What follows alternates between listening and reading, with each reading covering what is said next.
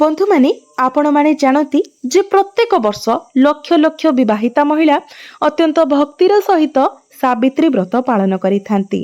16 श्रृंगार सहित निजको सज्जित करती, बटवृक्ष को परिक्रमा करती एवं पवित्र सूता मध्य गुड़ाई थांती।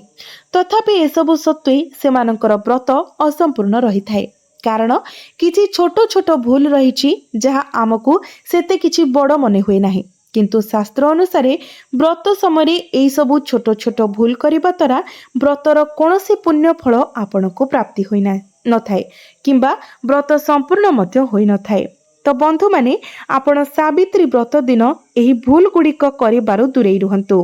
तो बंधु माने आसंतु जानिबा सेई भूल गुड़िक कौन, जो भूल गुड़िक आपण सावित्री व्रत दिन अजाणतरे किंबा भूलरे मध्य करिबा उचित नुहे, नचेत आपणकर व्रत असंपूर्ण रहिबो एवं सावित्री व्रतर कौनसी भी शुभ फल आपण को प्राप्ति हेबो नाही। तो बंधु माने ता पूर्वरु आसंतु जानिबा चलित वर्ष सावित्री व्रत केबे पड़ुछि एवं एहार शुभ समय केते बेले रहुछि। तो चलित वर्ष अर्थात 2026 मसीहारे 16 मई शनिवार दिन सावित्री व्रत पालन करा जिवो। प्रत्येक वर्ष ज्येष्ठ मासर अमावास्या तिथि सावित्री व्रत पालन करा जाए। तो बंधु माने जेहेतु शनिवार दिन एही सावित्री व्रत पड़ुछि, तो शनि एवं भगवान जमराजंक सहित गभीर संपर्क रखती, तेणु एही निर्दिष्ट संजोग समय उपवास पालन करने असाधारण फलप्रद बोली विवेचना करा जाए। पूजा पाई शुभ समय सूर्योदय परे प्रातः काल रे हेबो। तो सकाळे स्नान करि सारिबा परे विशेष करी शुभ समय पूजा करने सर्वोत्तम बोली माना जाए थाए। एबे आसंतु से 5टी भूल विषय आलोचना करबा जहाँ आपण भल भावरे मने रखिबा उचित एवं सावित्री व्रत दिन एई भूल ठारू निजको दूरे रखिबा उचित। तेबे ता पूर्वरु सर्वप्रथमे आपण माने वीडियोटी को लाइक करी चैनल टी को सब्सक्राइब कर दियंतु एवं कमेंट बॉक्स रे भक्ति एवं श्रद्धार सहित जय मां सावित्री निश्चय लिखंतु। तो बंधु माने प्रथम भूल हेउची संकल्प न करी पूजा आरंभ करिबा। अनेक महिला सीधा सड़क बटवृक्ष निकट को जाती किंबा कोनसी मंदिर को जाती किंबा निजर घरे फूल एवं माला अर्पण करती एवं आनुष्ठानिक भावरे संकल्प न नहीं सेमानंकर पूजा करती। शास्त्र रे कुहा जाइछि जे संकल्प बिना करा जाइथिबा पूजा कोनसी भी फल प्राप्ति कराई न थाए। संकल्प हेउछि एक गंभीर प्रतिज्ञा जोंथरे आपण ईश्वरंक सम्मुखरे ठिया हुंती एवं आनुष्ठानिक भावरे आपणकर उपवासर निर्दिष्ट उद्देश्य एवं नियम को कहि थांती। सठिक प्रक्रिया हेउछि पूजा पूर्वरु हातरे पानी फूल एवं अक्षत धरी आपणकर नाम गोत्र एवं उपवासर उद्देश्य उच्चारण करी संकल्प ग्रहण करिबा।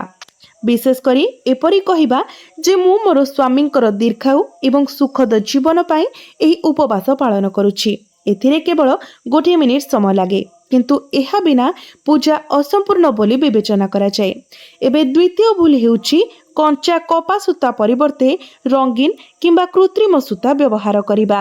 आजिकाली बजार रे साजसज्जा सूता पसम एवं रिबन सहजरे उपलब्ध एवं महिला माने केतक समय ए गुडी को बरगछ चारिपाखरे गुड़ाती। यह संपूर्ण भूल।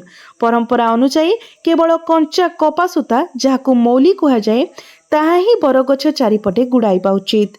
तृतीय भूल हेउछि सावित्री एवं सत्यवानकर किंबदंती न शुणी अर्थात सावित्री व्रत बही न पढ़ी बा न शुणी उपवास भांगिबा। यह सबुठारु साधारण भूल।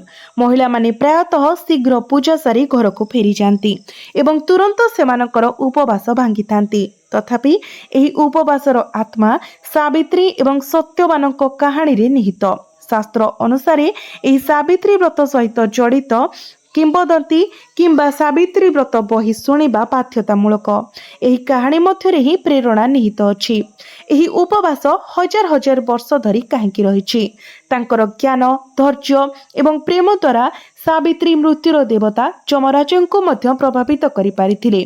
तांकर कहानी प्रत्येक विवाहिता महिलांको पई शक्तिर उच्च भावरे कार्य करे।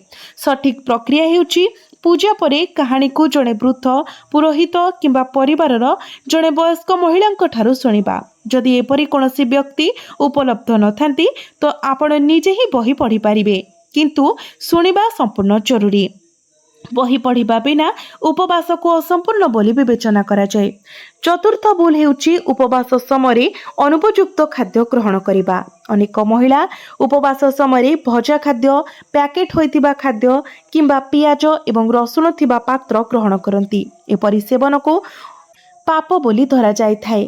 ଏହି ଉପବାସର ନିୟମ ଉଲ୍ଲଂଘନ କରିବା ଦ୍ୱାରା ଆପଣଙ୍କ ସ୍ୱାମୀଙ୍କର ଅମଙ୍ଗଳ ହୋଇଥାଏ। ଏହି ଦିନ ସମ୍ପୂର୍ଣ୍ଣ ଭାବରେ ତାମସିକ ଖାଦ୍ୟଠାରୁ ଦୂରେଇ ରୁହନ୍ତୁ। ରନ୍ଧା ଖାଦ୍ୟଠାରୁ ଦୂରେଇ ରୁହନ୍ତୁ। ଏହି ଦିନ ଲୁଣ ଖାଇବା ମଧ୍ୟ ମନା ଅଟେ। କୌଣସି ପ୍ୟାକେଟ୍ ଖାଦ୍ୟ ଖାଆନ୍ତୁ ନାହିଁ କିମ୍ବା ବାହାରର ଯେଉଁ ଫଳରସ ରହୁଛି ତାକୁ ମଧ୍ୟ ଆପଣ ପିଅନ୍ତୁ ନାହିଁ, କାରଣ ଏହି ବ୍ରତ ସମ୍ପୂର୍ଣ୍ଣ କଠୋର ଉପବାସ ସହିତ କରାଯାଇଥାଏ।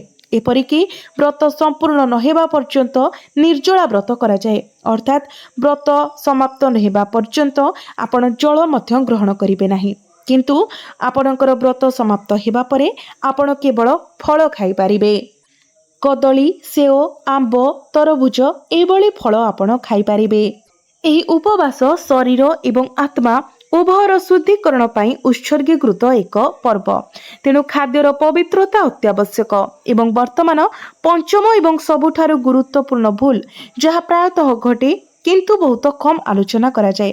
उपवास दिन मनरे कौनसी प्रकार नकारात्मक चिंताधारा रखंतु नाही। घरे कौनसी प्रकार कली झगड़ा किंबा कटु शब्द व्यवहार करंतु नाही। क्रोधर वशवर्ती हुंतु नाही। आपण एही दिन घरे छोट पिला मानकू गाली दियंतु नाही, माड़ दियंतु नाही, गुरुजन मानकू असम्मान करंतु नाही। केवल व्रत दिन ही नुहे, एमितिरे भी आपण कौनसी भी दिन गुरुजन मानकू असम्मान करिबा उचित नुहे किंबा कटु शब्द कहिबा किंबा घरे जुक्ति तर्क करिबा मध्य उचित नुहे। किंतु एहार महत्व कौनसी व्रत उपवास दिन बढ़ी जाय थाए, तो निज भितरु क्रोध परिहार करिबा उचित।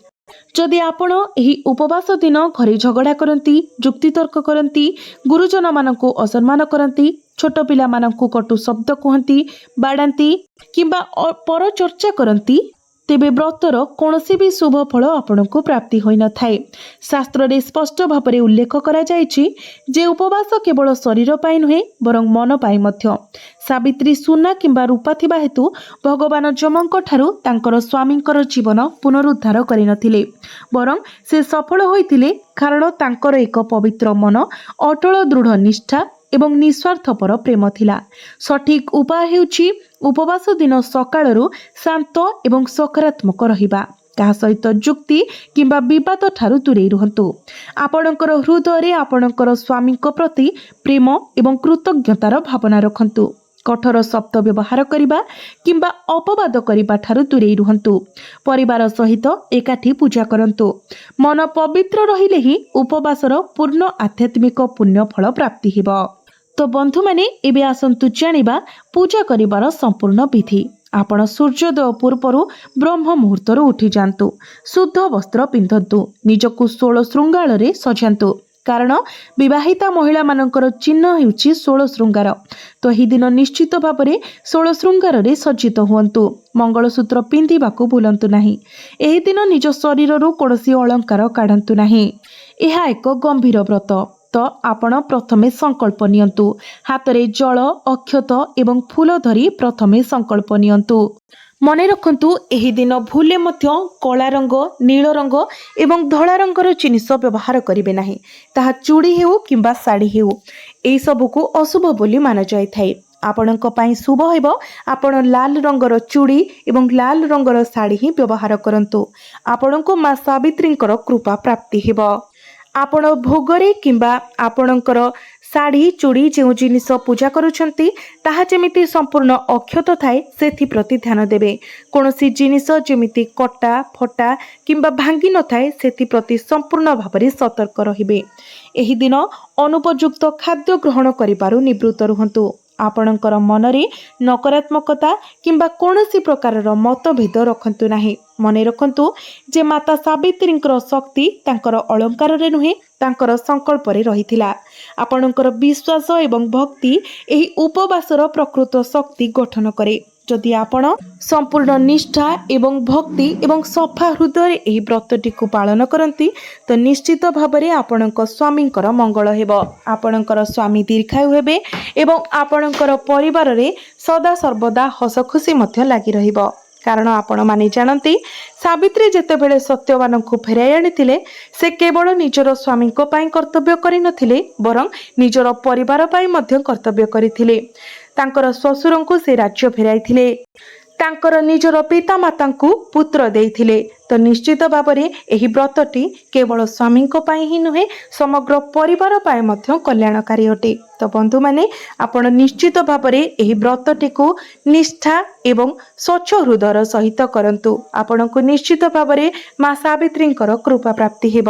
ତେବେ ବନ୍ଧୁମାନେ ମୋର ଏହି ଭିଡ଼ିଓଟି ଯଦି ଆପଣମାନଙ୍କୁ ଭଲ ଲାଗିଥାଏ ତ ଭିଡ଼ିଓଟିକୁ ଲାଇକ୍ କରି ଚ୍ୟାନେଲଟିକୁ ସବସ୍କ୍ରାଇବ୍ କରିଦେବେ ଏବଂ କମେଣ୍ଟ ବକ୍ସରେ ଜୟ ମା ସାବିତ୍ରୀ ନିଶ୍ଚୟ ଲେଖିବେ।